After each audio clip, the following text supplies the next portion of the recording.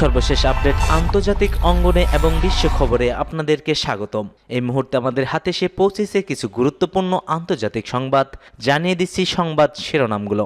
পশ্চিমারা আন্তরিকতা দেখালেই কেবল পরমাণু আলোচনা সম্ভব, বলছে ইরান। লেবাননে তুমুল ইসরায়েলি বাহিনীর হামলা। এদিকে সুইডেনে কোরআন পুরানো ব্যক্তিকে হত্যায় বিদেশি শনাক্ত, 5 গ্রেপ্তার। জানিয়ে দিচ্ছি পাকিস্তানের নিরাপত্তা বাহিনী ও সন্ত্রাসীদের মধ্যে তুমুল গোলাগুলি, মেজর সহ নিহত 17 জন। এবং সর্বশেষ জানিয়ে দেব গাজায় যুদ্ধবিরতির পর ধ্বংস স্তূপ থেকে উদ্ধার হয়েছে 354 জন। এতক্ষণ শুনছিলেন সংবাদ শিরোনামগুলো, এবার বিস্তারিত। তবে তার আগে কে কোথা থেকে আমাদের ভিডিওটি দেখছেন ও শুনছেন জানিয়ে দিন কমেন্ট সেকশনে। একই সঙ্গে কমেন্ট করে জানিয়ে দিন আপনার মূল্যবান মতামতটি। ভিডিওটি ভালো লাগলে একটি লাইক করবেন। পরবর্তী আপডেট পেতে চ্যানেলটিকে সাবস্ক্রাইব করার অনুরোধ রইল। পশ্চিমারা আন্তরিকতা দেখালেই কেবল পরমাণু আলোচনা সম্ভব, বলছে ইরান। পশ্চিমা দেশগুলো যদি আন্তরিক মনোভাব দেখায় তবেই ইরান তাদের পরমাণু কর্মসূচি নিয়ে আলোচনা করতে প্রস্তুত। সরকারি দৈনিক ইরান প্রকাশিত এক সাক্ষাৎকারে এ তথ্য জানিয়েছে দেশটির পররাষ্ট্র মন্ত্রণালয়ের মুখপাত্র ইসমাইল বাকাই। তিনি বলেন, আমরা বহুবার বলেছি আলোচনা করতে প্রস্তুত, তবে অপরপক্ষ আন্তরিক হলেই কেবল এটি সম্ভব হবে। ইরান সম্প্রতি পশ্চিমা দেশগুলোকে একাধিকবার সংকেত দিয়েছে যে তারা পরমাণু কর্মসূচি নিয়ে একটি সমঝোতায় আসতে ইচ্ছুক। গত মঙ্গলবার স্কাই নিউজে দেওয়া এক সাক্ষাৎকারে ইরানের পররাষ্ট্রমন্ত্রী আব্বাস আরাকচি বলেছেন, নতুন মার্কিন প্রশাসন যদি পরমাণু আলোচনায় নতুন করে শুরু করতে চায় তবেই তেহরানের বিশ্বাস অর্জন করতে পারবে। সাক্ষাৎকারের বাকাই আশা প্রকাশ করেন মার্কিন প্রেসিডেন্ট ডোনাল্ড ট্রাম্প ইরানের প্রতি একটি বাচ্চা-অনুগ দৃষ্টিভঙ্গি গ্রহণ করবেন। 2021 সালে তার প্রথম ম্যাচ শেষ হওয়ার পর ট্রাম্প সর্বোচ্চ চাপ নীতি অনুসরণ করেন, যার মাধ্যমে যুক্তরাষ্ট্র ইরানের পরমাণু কর্মসূচি নিয়ন্ত্রণে রাখতে 2025 সালের ঐতিহাসিক চুক্তি থেকে বের হয়ে যায়। ওয়াশিংটনে 2018 সালের পরমাণু চুক্তি থেকে বের হওয়ার পরও 1 বছর পর্যন্ত তেহরান চুক্তি মেনে নিয়েছিল, তবে পরে তা ধীরে ধীরে প্রত্যাহার করে নেয়। নতুন আলোচনা শুরুর সম্ভাবনা নিয়ে প্রশ্ন করলে বাকাই বলেন, ইরানের নীতি নির্ভর করবে অন্য পক্ষের কর্মকাণ্ডের উপরে। ইরান বারবার চুক্তি পুনরুদ্ধারের ইচ্ছা প্রকাশ করলেও পরমাণু চুক্তি পুনরুজ্জীবিত করার প্রচেষ্টা ব্যর্থ হয়েছে। যদিও প্রেসিডেন্ট মাসুদ পেজেশকিয়ান জুলাই মাসে দায়িত্ব গ্রহণ করে তার দেশের একাত্মীয় অবসানের আহ্বান জানিয়েছেন। লেবাননে তুমুল ইসরায়েলি বাহিনীর হামলা। লেবাননের পূর্ব অঞ্চলে ব্যাপক হামলা চালিয়েছে ইসরায়েলি দখলদার বাহিনী। কাতার ভিত্তিক সংবাদ মাধ্যম আল জাজিরা লাইভ প্রতিবেদনে এই তথ্য নিশ্চিত করা হয়েছে। ইসরায়েলি বাহিনী নিশ্চিত করেছে যে তারা লেবাননের পূর্ব অঞ্চলে বেকা ভ্যালিতে রাতভর হামাসের বিভিন্ন স্থাপনায় বোমাবর্ষণ করেছে। গত নভেম্বর থেকে লেবানন ও ইসরায়েলের মধ্যে যুদ্ধবিরতি চুক্তি চলছে, তবে এর মধ্যেও লেবাননের হামাসের স্থাপনায় হামলা চালানোর সাক্ষী রয়েছে অহরহর। ইসরায়েলের পক্ষ থেকে বলা হয়েছে, ইসরায়েলের ফ্রন্ট ও সন্ত্রাস সশস্ত্র বাহিনীর জন্য হুমকি স্বরূপ এমন স্থাপনায় হামলা চালানো হয়েছে।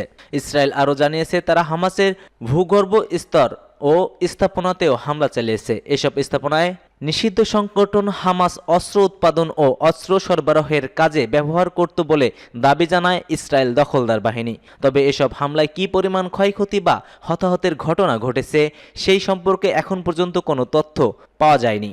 এছাড়া ইসরায়েল অভিযোগ করেছে, গত বৃহস্পতিবার ইসরায়েলি ভূখণ্ডে ড্রোন চালিয়ে হিজবুল্লাহ যুদ্ধবিরতি চুক্তি লঙ্ঘন করেছে। আল জাজিরার প্রতিবেদনে বলা হয়েছে, গত বৃহস্পতিবারও ইসরায়েল 15 বার যুদ্ধবিরতি চুক্তি লঙ্ঘন করেছে। সুইডেনে কোরআন পুরানো ব্যক্তিকে হত্যায় বিদেশি শনাক্ত। সুইডেনে 2023 সালে কোরআন পুড়িয়ে ব্যাপক আলোচনা ও সমালোচনার জন্ম দিয়েছিলেন ইরাকি অভিবাসী সালোয়ান মোমিকা। সেই সালোয়ান মোমিকাকে বুধবার 29 জানুয়ারি গুলি করে হত্যার ঘটনা ঘটেছে। এই ঘটনাকাণ্ডে সম্পর্কে চাঞ্চল্যকর তথ্য দিয়েছে সুইডেনের প্রধানমন্ত্রী উলুফ ক্রিস্টারসন। খবর জিও নিউজের। উলুফ ক্রিস্টারসন দাবি করেছেন, মোমিকাকে হত্যাকাণ্ডের পেছনে বিদেশি শক্তির যোগসূত্র রয়েছে। এক সংবাদ সম্মেলনে তিনি বলেছেন, দেশটির গোয়েন্দা সংস্থাগুলো তদন্তে নেমেছে, কারণ নিশ্চিতভাবেই কোনো বিদেশি শক্তি জড়িত থাকার সম্ভাবনা আছে বলে তিনি জানান। এই হত্যাকাণ্ডের নিন্দা জানিয়েছেন দেশটির ভাইস প্রধানমন্ত্রী এবা বুশ। সামাজিক যোগাযোগ মাধ্যম এক্সে তিনি বলেছেন, এটি আমাদের মুক্ত গণতন্ত্রের জন্য হুমকি। স্থানীয় মিডিয়ার খবরে বলা হয়েছে, বুধবার মমিকা যখন টিকটকে লাইভ করছিলেন তখনই তাকে গুলি করে হত্যার ঘটনা ঘটে। 2023 সালে স্টকহোম সেন্ট্রাল মসজিদের সামনে ইসলাম ধর্মের পবিত্র গ্রন্থ কোরআন পোড়ানোর সময় মমিকা অনেকটাই চাঞ্চল্যকর কাহিনী করেছিলেন। সেই ঘটনায় বিক্ষোভ ছড়িয়ে পড়ে পুরো বিশ্বে। সুইডেনে বসবাসরত সালোয়ান মমিকা ছিলেন একজন ইরাকি অধিবাসী। স্থানীয় পুলিশের এক বিবৃতিতে বলা হয়, 40 বছর বয়সী এক ব্যক্তিকে গুলি করে হত্যার ঘটনায় 5 জনকে গ্রেপ্তার করা হয়েছে। তবে এর মধ্যে বন্দুকধারীও আছে কিনা সেই সম্পর্কে দেশটির নিরাপত্তা বাহিনী কিছুই জানায়নি। পাকিস্তানের নিরাপত্তা বাহিনী সন্ত্রাসীদের মধ্যে তুমুল গোলাগুলি, মেজর সহ নিহত 17 জন। পাকিস্তানের খাইবার পাখতুনখোয়া প্রদেশের উত্তর ওয়াজিরিস্তানে পৃথক 2 জায়গায় সন্ত্রাসীদের সঙ্গে দেশটির নিরাপত্তা বাহিনীর তুমুল গোলাগুলি হয়েছে। এতে একজন মেজর সহ দেশটির নিরাপত্তা বাহিনীর 4 জন নিহত হয়েছে। এছাড়া 13 জন সন্ত্রাসী নিহত হয়। পাকিস্তানের প্রভাবশালী পত্রিকা ডনের অনলাইনে প্রতিবেদনে এ তথ্য নিশ্চিত করা হয়েছে। পাকিস্তানের আন্তঃবাহিনী সংযোগ ও জনসংযোগ পরিদপ্তর ISPR এক বিবৃতিতে জানিয়েছে, গোয়েন্দা তথ্যের ভিত্তিতে মীর আলীতে অভিযান চালায় নিরাপত্তা বাহিনী। সেই সময় গোলাগুলিতে 6 জন সন্ত্রাসী নিহত হয়েছে।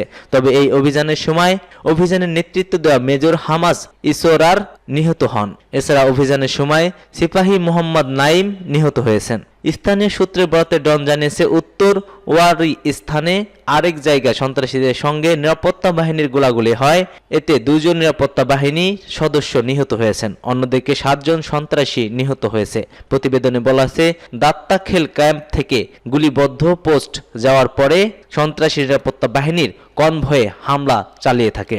এরপরে নিরাপত্তা বাহিনী ওই সন্ত্রাসীদের মধ্যে তুমুল গোলাগুলির সৃষ্টি হয়।